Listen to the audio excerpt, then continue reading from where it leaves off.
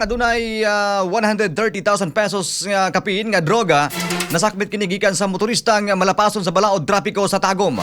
Alang sa kumpleto detalye kay tropang Darwin Dulatre.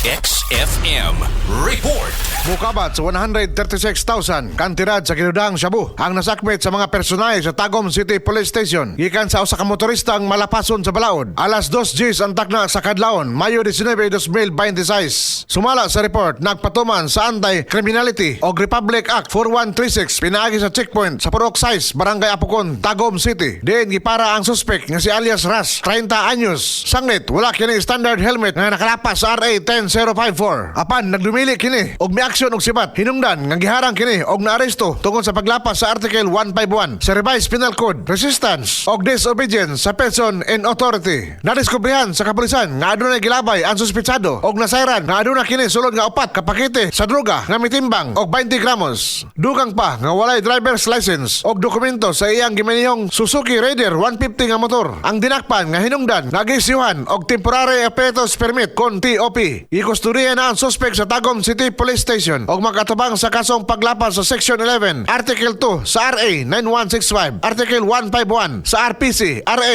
10054 og RA 4136. Aron muligon ang tuhod, makasugakod, bisag magluhod, magturbo, mail inanser matag dulog. Alang sa nagkaiusang Pilipino para sa Pilipinas, Darwin Dulatre, XFM News.